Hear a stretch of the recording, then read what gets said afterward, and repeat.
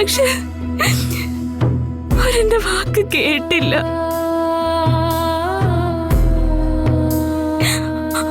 ആനന്ദേട്ടനായിട്ടുള്ള വിവാഹത്തിനൊന്നും എനിക്ക് സമ്മതമല്ലായിരുന്നു.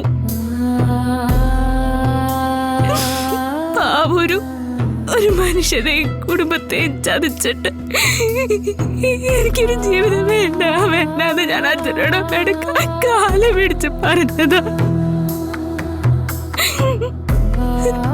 വിദ്യയുടെ കാര്യമൊക്കെ പറഞ്ഞ് എന്നെ അവര് നിശബ്ദാക്കിയതാ. ഞാൻ കല്യാണം കഴിച്ചില്ലെങ്കിൽ വിദ്യക്ക് നല്ലൊരു ജീവിതം ഉണ്ടാവില്ല.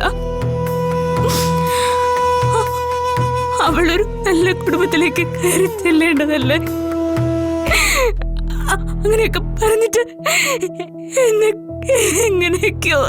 എങ്ങനെയൊക്കെ സമ്മതിപ്പിച്ചതാ.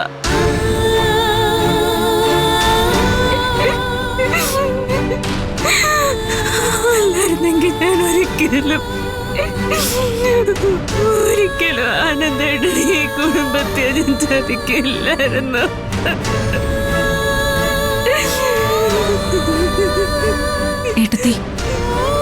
ഏട്ടത്തി പറയുന്നൊക്കെ സത്യമായിരിക്കും. പക്ഷെ ഇവിടെ ആരെങ്കിലും ഇതൊക്കെ അംഗീകരിക്കുമോ? ഞാൻ പറഞ്ഞതിൽ ഒരു വാക്ക് പോലും കള്ളമില്ല.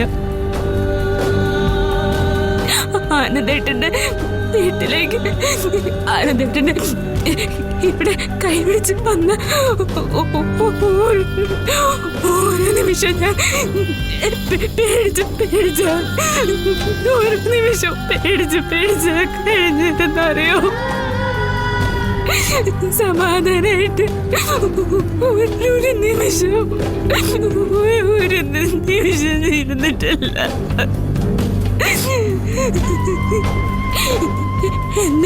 എന്തെങ്കിലും ഈ കള്ളം പൊളിയൊന്നും അന്നെന്റെ അവസ്ഥ എന്തായിരിക്കും ഞാനിങ്ങനെ തോർത്ത് വേദനിച്ചായി ഇത്രയും നാളെ.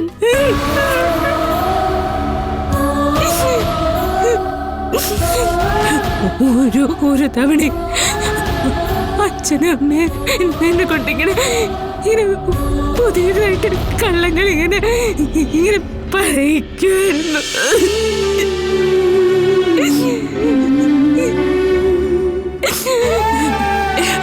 അന്ന് സ്കൂളിലെ മാനേജർ സർട്ടിഫിക്കറ്റ് ചോദിച്ച കാര്യം അമ്മയോട് പറഞ്ഞായിരുന്നു.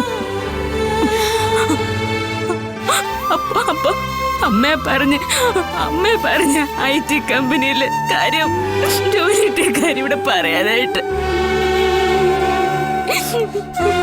ഓരോ തവണയും ഞാൻ കള്ളം പറയാൻ മടിച്ചപ്പോ എല്ലാം ഇവിടെ വരെ എത്തിച്ചതല്ലേ, ഇനി നീയായിട്ട് കൊണ്ട് നശിപ്പിക്കല്ലേ എന്ന് പറഞ്ഞ് എന്നെ കൊണ്ടിങ്ങനെ വീണ്ടും എന്നെ കൊണ്ട് കള്ളം പറയിപ്പിച്ചുകൊണ്ടേ ഇരിക്കുമായിരുന്നു.